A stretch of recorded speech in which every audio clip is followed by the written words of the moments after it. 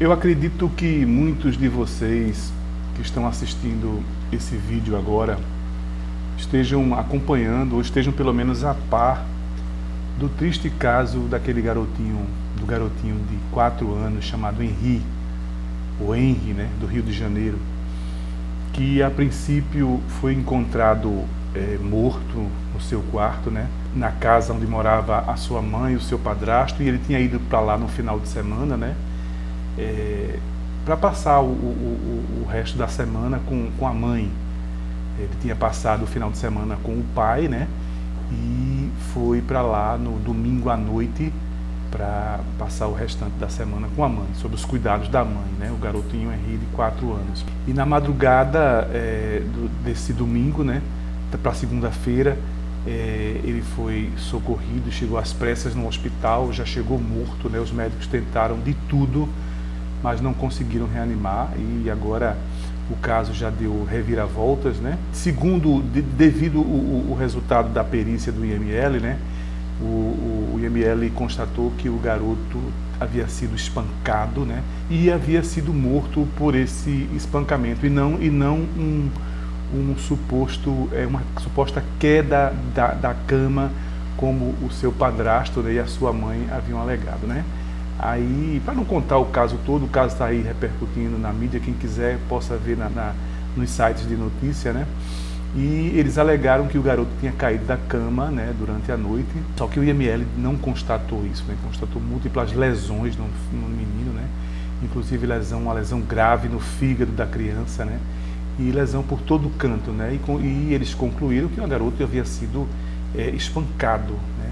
Um espancamento. E aí o caso deu uma reviravolta, a polícia entrou na investigação e conseguiu desenterrar, né, através da apreensão dos celulares tanto da mãe quanto do padrasto, né, que era o doutor Jairinho, né, um vereador muito influente do Rio de Janeiro, né, e a polícia conseguiu desenterrar conversas que haviam sido apagadas entre a babá e a mãe da criança, né. E é que houve aquela descoberta de que não nessa noite da morte do menino, né, mas em outras ocasiões o garoto já vinha sofrendo torturas e espancamento do doutor Jairinho, o vereador Jairinho, né, conhecido como doutor Jairinho no Rio de Janeiro, né. E aí o caso deu toda uma reviravolta, né, porque aquilo que eles alegavam que seria um acidente, né, a morte do menino teria sido em decorrência de acidente, né, passou a ser, e ainda mais em corroboração com o IML, né, o IML constatou que o garoto havia sido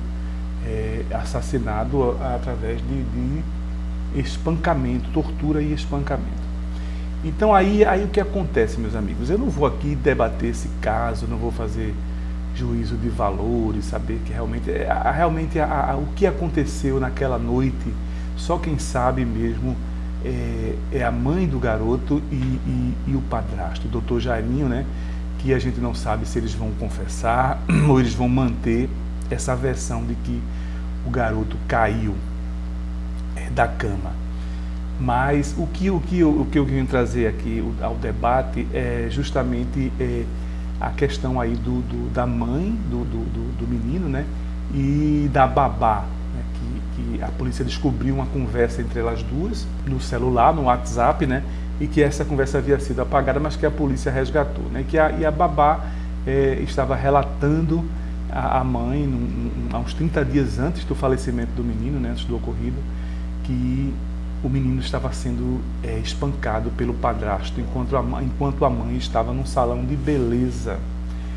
Então a babá começa a relatar, isso aí está sendo noticiado em todos os jornais, né? A babá relatando que o doutor Jairinho se tranca com ele no quarto e aumenta o som da televisão, e aí ela não escuta mais nada, só escuta a televisão, e aí a babá começa a se comunicar com a Monique, né, que é a mãe da criança, dizendo aquelas coisas de que isso sempre ele leva para aquele quarto, entende? E aí a mãe manda ela ir no quarto e abrir a porta, e ela diz que tem medo, né, da reação de Jairinho, entendeu? Então o que se tem, aí depois se descobriu tudo e a polícia está chegando, e agora a babá está dando um novo depoimento, depois que a polícia mostrou essa conversa aí entre ela e a mãe, né? A babá agora veio dizer que estava com muito medo, porque o cara era um vereador, era muito influente, inclusive ele até disse que ele ligou para o governador, né? Para que o IML, tentou falar com o pessoal do IML que apressasse a necrópsia da criança, né? Mas não conseguiu. E aí a babá, ela disse que não disse logo à polícia, né? Por estar com medo realmente, né? Da posição dele, né? E que foi orientada pela mãe da criança a apagar as conversas e a mentir, né? Então, o que se está discutindo hoje, né, é o seguinte: é a omissão da mãe. Diz que a mãe estava a apenas 5 minutos de casa, enquanto a babá relatou a ela que o filho estava sendo espancado pelo padrasto, né? E ela calmamente ela apenas orienta a babá, né, a ir no quarto e tentar impedir. Em nenhum momento ela volta para casa, ela deixa tudo que está fazendo lá no cabeleireiro e volta para casa, né? Diz que ela chega em casa 3 horas depois do acontecido, né? E o que está se discutindo nos programas, né, principalmente está se discutindo hoje em dia nas redes sociais, né, aqui no YouTube mesmo, né, nos canais do YouTube, nos programas de televisão, o que se discute é justamente essa omissão, essa frieza da mãe, essa omissão da mãe, a omissão também da babá, né, por não ter feito alguma coisa, né, em prol de salvar a vida daquela criança, embora ela não tenha morrido naquele dia, né, mas aí ela sabia de tudo, né, e a babá, depois que a criança morre, a babá podia ter confessado à polícia, né. Então aí é onde entra, né, então as pessoas estão discutindo justamente isso, né, essa omissão, né. Veja como é incrível o negócio dessa pessoa saber que uma criança está em perigo, né, correndo até risco de vida, né, e não fazer nada, se omitir, né. Então existem essas duas pessoas que estão sendo julgadas hoje pelo país, né, por todos os programas de televisão, sendo julgadas, justamente essa questão da omissão delas, né, que elas poderiam ter feito alguma coisa e ter evitado, né, ter chegado nessa tragédia, nesse fim trágico que foi o fim dessa criança, né. Mas aí eu lembraria, aí veio colocar aqui a questão teológica da coisa, né? Vivemos num país cristão, um país onde o Deus cristão ele é soberano, ele reina absoluto em mais de 90% da população. E esse Deus ele tem algumas características, né, que todo mundo acredita que ele tem e crê nisso e bota fé nisso, né? E uma dessas características é de que esse Deus ele é onipresente, ou seja, ele está em todo canto, em toda parte. Não tem um lugar onde esse Deus não possa estar, né? Outra coisa, ele é todo poderoso, nada, ele não teme a nada, não existe predador para ele, né? Ele nada pode atingi-lo, né? Ele é mais poderoso do que tudo que existe nesse universo, né? E nada pode ameaçá-lo. E uma das características também dele, a terceira que eu vou citar agora, é que ele dá livramento às pessoas, ele livra as pessoas, inclusive as crianças, né? Ele livra as crianças do mal. Então aí é onde entra a minha questão. Eu já falei em outros vídeos aqui, meus companheiros também que gravam vídeos assim de ateísmo, de livre pensar, também tocam nesse assunto. Eu venho aqui mais uma vez trazer, não assim para você, tá ficando chato, tá ficando batido, mas é pra gente, tem que falar, gente. A gente tem que falar para ver se a gente abre a cabeça dessas pessoas, né, que acreditam nessas coisas, né, porque o que eu achei curioso foi o seguinte. Primeiro eu queria dizer o seguinte, que além dessas duas pessoas, a mãe e a babá, né, estarem sabendo de tudo o que esse senhor, este cidadão, se é que a gente pode chamar ele de cidadão, vinha fazendo com esta criança, né, e que o levou a este fim trágico, né, e que poderia ter sido evitado por essas duas mulheres, havia uma terceira pessoa também. Inclusive, naquele quarto onde se trancaram o menino Henri e o padrasto, que começou aquela sessão de tortura, né, onde ele começou aquela sessão de tortura, havia também ali uma terceira pessoa, que eu não vou citar o nome dela aqui, você já deve de quem eu estou falando, né? O onipresente, o onipotente e o livrador. E que mais uma vez ele escolhe não fazer nada. Ele escolhe simplesmente ficar de braços cruzados, assistindo a toda aquela sessão de tortura, onde provavelmente o menino, provavelmente não, o menino depois sai mancando do quarto, né, que a babá registra esse momento, né, e que ele relata depois que foi chutado pelo padrasto, né. Ele foi chutado também na região do abdômen e tudo mais, né. E no dia da morte também, né, da criança, a criança deve ter sido agredida com socos, com chutes, né. E essa terceira pessoa, que não teme a nada, que nada pode atingi-la, né, que ele não pode ser, ela não poderia ser ameaçada como a babá da criança, né, teve medo de relatar, por temor à sua própria vida e à vida de seus familiares, por se tratar de um homem poderoso, né, um político influente, né, e as pessoas realmente têm medo. Mas aquela terceira pessoa, a qual vocês sabem que eu estou falando, né, que é toda poderosa, né, e não fez mais uma vez, não fez nada, né, achou por bem ficar de braços cruzados, assistindo a tudo, a toda a sessão de tortura, disse que essa Monique, né, já estava se relacionando com o Dr. Jairinho há 3 meses, né. Digamos que tudo isso começou há um mês ou um mês e meio atrás, não tinha começado exatamente no início do namoro deles dois, né, mas assim, teve mais ou menos um mês, vamos dizer um mês, né, quando essa criança estava na companhia desse casal, né, que ele vinha sofrendo essas sessões de espancamento, né? Porque quando a babá conversa com a mãe da criança pelo WhatsApp, essa conversa que foi descoberta pela polícia, dá-se a entender que a coisa não foi a primeira vez, né? A conversa ela relatava que é sempre no seu quarto, então não foi a primeira vez, né? Então ela já sabia, e essa terceira pessoa, toda poderosa, também já sabia. Então a gente vê mais uma vez, né, que houve essa omissão também, né? A da babá é até justificável, a da mãe nem tanto, né? A mãe, ela pode ter tido um certo medo, mas também ela pode ter agido por uma certa psicopatia, entende? Assim, de atualmente estar numa situação socialmente bem posicionada, ela está se relacionando com um político, entende? Ela que era uma professora do Estado e hoje em dia ela estava se relacionando com esse político, né? ter ascendido na escala social. Talvez por isso, né, por essa mesquinhez dela, ela tenha se omitido, né, em proteger o filho para poder manter essa posição social, que é terrível isso, né? Eu garanto que ela não vai alegar isso, né? Os advogados eu acho que irão orientá-la a dizer que ela também estava sendo ameaçada por ele, né? Mas então aí o que acontece? Mas aí o que eu digo, e essa terceira pessoa toda poderosa, né, a qual vocês sabem que eu estou falando, né, rapaz? Qual seria a justificativa dela de se omitir, né, perante tamanha barbárie, né? Ela também estava com medo de Dr. Jairinho. O que é que Dr. Jairinho poderia fazer contra essa pessoa aí? Que mal poderia Dr. Jairinho acometer sobre a vida desta pessoa? Posição social, será que esta pessoa iria cair de posição social? Não, acho que isso também não.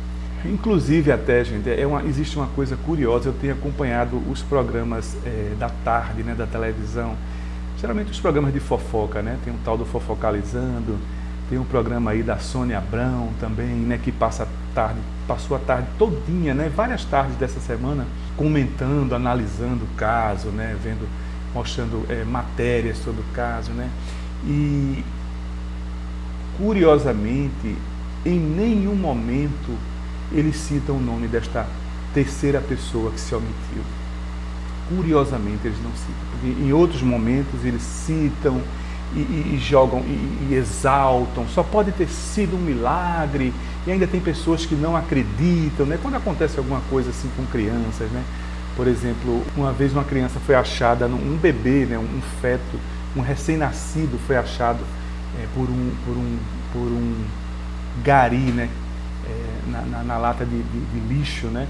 E essa criança foi salva por esse gari. Então, Todos esses programas não mediram esforços e logo admitiram que foi essa terceira pessoa, que foi um milagre, né, que foi a mão dela que interveio e fez com que esse gari não tivesse a jogado dentro do caminhão de lixo e esse recém-nascido tivesse sido esmagado por aquela máquina pressora de lixo ali, né, compressora de lixo. Então logo todos esses programas televisivos, eles não economizam e eles têm toda a certeza de que foi essa terceira pessoa que estava no quarto com o Dr. Jairinho e o menino Henri, enquanto ele estava sendo torturado e espancado. Então, já nesse caso, a gente não escuta nem falar o nome dessa terceira pessoa nesses programas televisivos. Acho curioso também quando algumas pessoas me dizem que não, mas isso aí, essa pessoa não pôde, não interveio porque é o livre-arbítrio do homem, ele respeita o livre-arbítrio do homem, né? Se não assim, como é que seria, né? O tempo todo esta pessoa está fazendo mágica, né? Fazendo milagres, né? O homem ia se tornar talvez preguiçoso, né? Ficar somente esperando por essas intervenções miraculosas e mágicas, né? Mas aí a gente vê, gente, no livro sagrado que retrata esta pessoa tão poderosa, que tiveram momentos que nem foram tão importantes assim, né? Nem foram tão trágicos, né? Que esta pessoa interveio com todos os seus poderes, né? Eu vou citar mais uma vez o caso do profeta Eliseu, né? que foi chamado por alguns jovens, né? Enquanto ele ia passando, foi chamado de careca, e na verdade ele era careca, ele era calvo, né? Foi chamado de careca, e na mesma hora o Todo-Poderoso providenciou 2 ursas que acabaram e que devoraram essas 40 crianças, não se sabe como, só por uma intervenção desta terceira pessoa, intervenção miraculosa, né?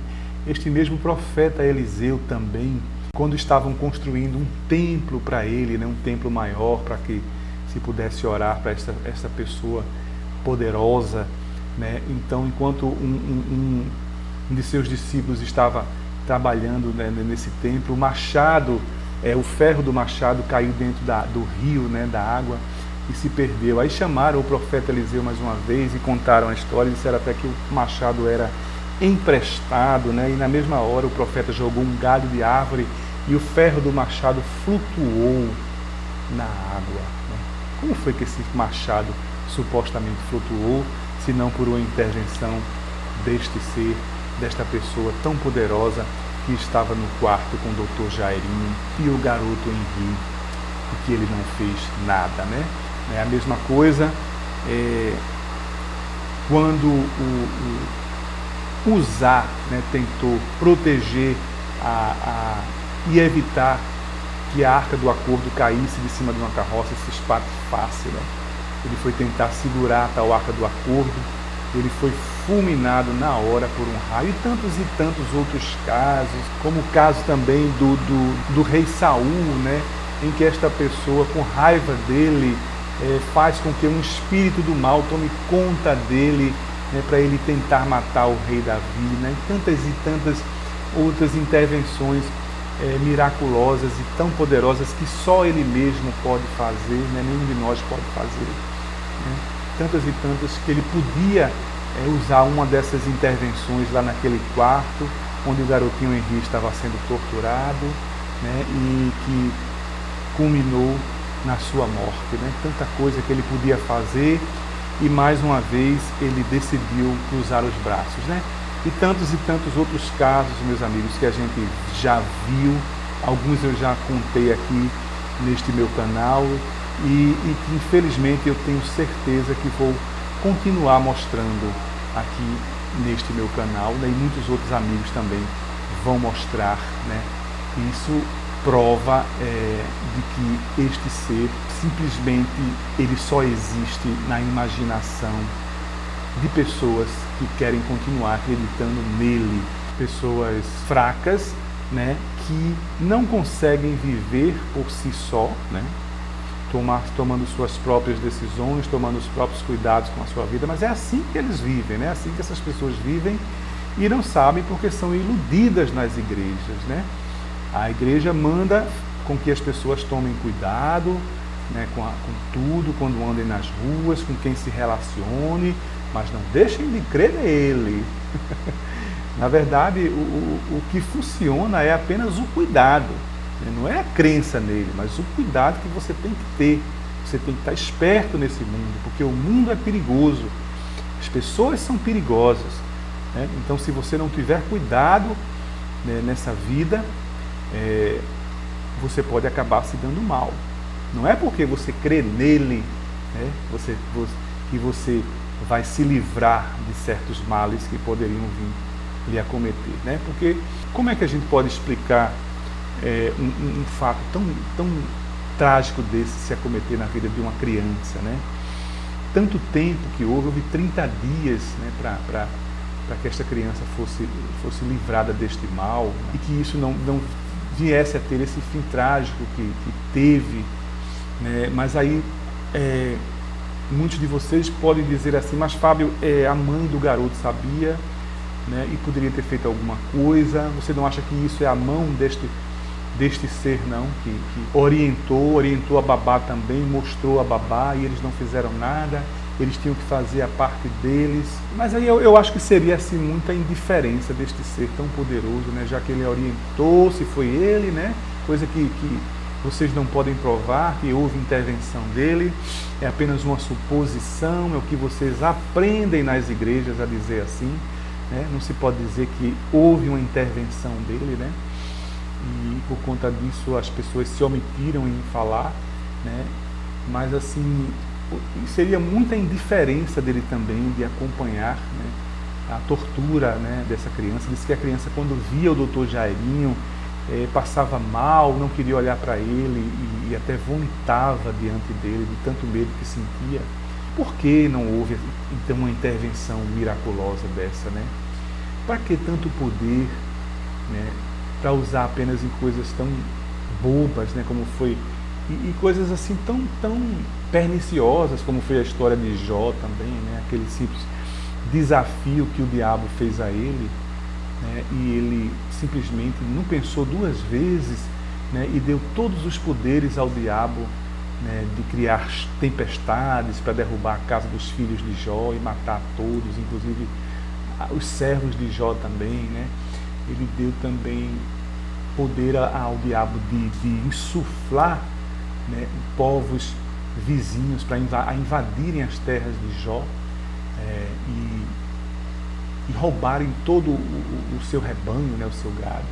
Mas o poder que ele deu também foi de pôr feridas, né, no corpo de Jó, né? Jó ficou todo encaroçado, se coçando, né, com as feridas que o diabo, por permissão deste ser tão poderoso, né, impôs a Jó, né? Quer dizer, vê tanta coisa que a gente vê, tanto poder que ele tem, né? E no momento desse, de uma criança frágil, uma criança pequena, franzina, como era o garotinho Henri, de apenas 4 anos, disse que a própria mãe disse que ele era uma criança tão doce, né? tão meiga, né? E ser vítima de um bandido como esse, né? Que é esse camarada, né? E outra coisa assim, para a psiquiatria, esse cara ele é um psicopata, né? Agora está aparecendo também relatos de outras mulheres que se relacionaram com ele, né? Inclusive teve uma que disse que ele começou a fazer isso com a filha dela também. Então ele já tem esse traço de psicopatia, né? E um dos traços da psicopatia é não deixar transparecer, né, para as outras pessoas de que ele tem esse desejo de maltratar, né, de fazer mal às pessoas. Então até isso, né, a gente tem contra a gente, né? A gente tem poder fazer nada, só quem pode fazer, né, seria mesmo esse ser todo poderoso, né? A polícia só pôde fazer alguma coisa agora, né, nas investigações para colocar esse cara na cadeia, né? Mas até para a polícia tentar intervir, né, uma intervenção policial aí teria que ter a ajuda deste ser, né? Porque se trata de um psicopata, né? Um psicopata que faz tudo, se comporta como uma pessoa normal acima de qualquer suspeita, né? E isso é uma coisa natural do psicopata, né? Se é uma coisa natural, também eu acredito aqui, não sei se vocês concordam comigo, é responsabilidade também de quem? Daquele que estava lá no quarto com o Dr. Jardim. Eu também creio nisso, porque nem a pessoa pede para nascer assim. É tanto que o psicopata, quando é constatado mesmo que ele tem essa doença, ele é encarcerado em um manicômio judiciário. Ele não é encarcerado junto com os presos comuns, né? Quer dizer, parece que a justiça, a nossa justiça aqui, é até mais correta do que a justiça dele, né? De quem eu estou falando. Então, meus amigos, era isso que eu queria falar para vocês nesse vídeo de hoje, né? Comentando essa história trágica, né, que está acontecendo no nosso país agora, nesse momento, né? Que é o assunto do momento. E, claro, tem que se falar para que isso não se repita, né? E que essa pessoa tenha que ser punida exemplarmente, é o que a gente mais clama aqui no nosso país, né? Porque se a gente for esperar pela justiça do Todo-Poderoso, né, a gente vai ver isso, é simples omissão, né? Que nem a omissão, não posso nem comparar a omissão da babá, né? Da mãe eu até posso falar, né? Do cinismo da mãe, mas a omissão da babá, a gente pode acreditar que foi por medo mesmo, né? De represália, mas e a omissão do Todo-Poderoso? Foi por causa de quê? Né?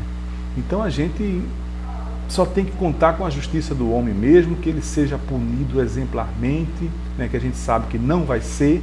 Daqui a pouco ele vai estar aí solto, né, com a tornozeleira, ele vai passar um bom tempo na cadeia, né, ele vai estar aí solto daqui a alguns anos com aquele relojão preto, né, no tornozelo, né, todo mundo sabe do que eu estou falando, né, e muito provavelmente, o que é que vai acontecer? Ele vai se tornar o quê? Um pastor.